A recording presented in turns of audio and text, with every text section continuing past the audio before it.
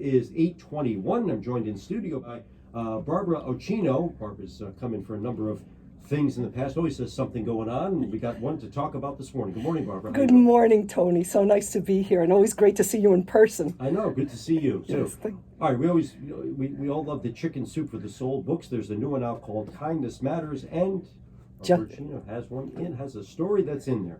Tell us about, before you get to the story itself, Yes. How did this all come about that you got into the book? Well, it's funny because, I'm a storyteller. I've lived in so many places, born in Cuba, and I lived in Venezuela, California, Jersey, Florida. And when I talk to my friends are always saying, God, Barb, you got so many great stories. You really need to write these down. And I thought, come on, you don't know when you sit down, as you know, with any creative process, if it's going to take you 4 hours or 40 hours. You just don't know. So between work and the activities, everything else, and my volunteer work, I said, I just can't allocate that kind of time. But last July, with a pandemic and everything, we had a day that was a little slower. And I just had this inspiration to start writing. And I got on the computer and things started flowing out. And I'm looking at the stories and I said, everything that I like has got almost like a message or a moral purpose or a conclusion that teaches you something. And I said, geez, this reminds me of the Chicken Book Soul for the Soul books. And I'm a huge fan of the books. As you said, you can read them for 5 minutes or 10 minutes or 50 minutes. Mm-hmm. And so I looked up the format, and they have a very strict format, and they have thousands of people around the world that submit stories as authors. So I decided, let me see if I can submit it. Forgot about it because I said I don't stand a chance, in getting in. And a couple of months later, I get the first acceptance, and a month after that, I had the official notice that I was going to be published. And honestly, Tony, I was in shock. I didn't believe that I could accomplish that, because to me, I hold in such esteem the book series because it's just so uplifting. And I mean, they've sold over 500 million books around the world, and they have, New York Times bestsellers. So to be included in that honor was really a shock for me. Like being a contestant on Jeopardy. yeah. Oh my God. Something like that. But did they change a lot of what you wrote? No, nothing at all. And that was the thing. No, the only thing that they may do is that they say, you have to verify, you have to do your own fact checking. There can be nothing in there that's even, it all has to be true, accountable and true. So there was one thing that I had estimated a number of years, and I just went back and calculated, and I thought it was about 10 years when I'm telling my story, about this person I met. And then I go back, I go, oh my God, it was 12 years. So that's the kind of thing that you have to verify. You have to, of course, know, grammar and everything else. And they do add a quote.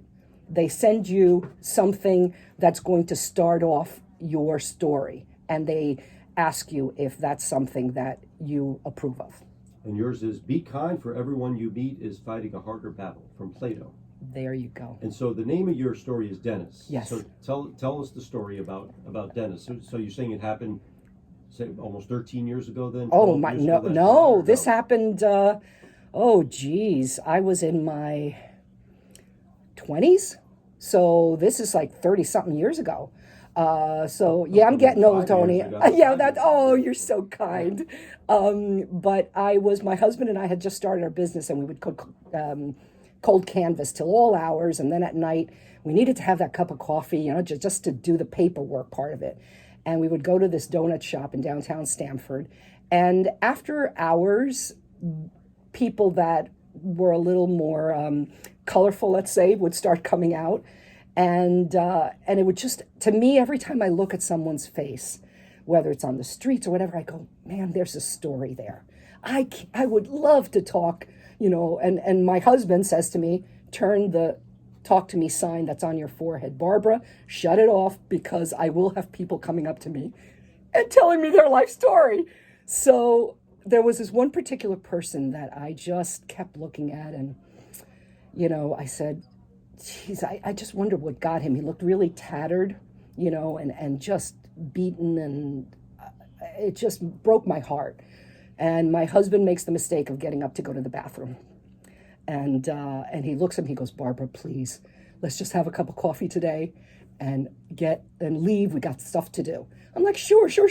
So I'm looking down at my coffee. At this point, did he know that you were kind of looking at this guy saying, No. He hadn't seen me. No. I'm very good at Okay. So, I mean, I looked at everybody, but I tried to keep, whatever.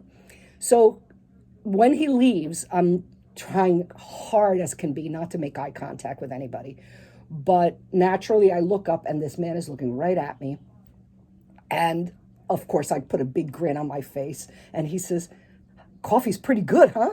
And I said, yeah. I said, it's great. He says, I see you in here every day with your husband. And I said, yep, this is where we come. I mean, it was just a nonsensical conversation. My husband comes out, and there I am having a conversation. He rolls his eyes. He's like, really, Barbara? We got to go. So every time I would go in there, he was in there. And we would look at each other, grin, do a little covert, hello. Mm-hmm. And this went on for the time that we were there. I mean, sometimes we'd talk, sometimes we wouldn't. And then we moved, lost track. 12 years later, Tony, 12 years later, I get a client that I'm working for out of Norwalk, and I had to do a photo shoot. I own an ad agency, so I was putting together this pamphlet, and everybody in the mechanic area and in the garages were all helping me to get the props and everything. And this one man is going out of his way. I mean, whatever I needed, it was there. He was just fabulous. And at the end of it, he looks at me and he says, "You don't remember me?" And I look at him and I go, "I'm sorry. I mean, now, I said, no, I said, I'm very good at remembering faces." And then I keep looking at him and I look in his eyes. And that's when I started crying. Oh, I'm crying now. I can't take it. And I just threw my arms around him. And I said, "What is your name?" And he says, "My name is Dennis." And he said, I have to thank you. You were the only person that ever talked to me in that place. And just having you smile at me made my day, and whatever. Well, now he was this cleaned up, in a uniform, had gotten a job. And I won't tell you the rest of the details because they're in the story, but who the heck knew that something as minor as acknowledging someone and smiling at them, that they would remember that, And so, I mean, I make it a point, I really believe in this, and everybody, my family thinks I'm a total mush, but I say, you just don't, like the quote says, you just don't know what that other person is going through. It takes so little effort to help someone with a grocery or be kind or whatever. And, from what I've read, the amount of positive hormones that are released into your body when you do an act of kindness, the endorphins, the dopamine, all these things that are stress levels. I mean, my gosh, could you imagine if we all started doing just a little bit every day, how much more everybody would be smiling and doing for each other? I think it would make a big difference. And this book has 101 stories that are all about kindness and compassion and doing things for others. Mm-hmm. And it's just something that I think, especially now, with the way that, all the turmoil in the world, if you pick something up and you read a story about someone who's just done something, not for themselves, but for just a simple act of kindness, it really makes you have faith again in humanity and the goodness that there is. Mm-hmm.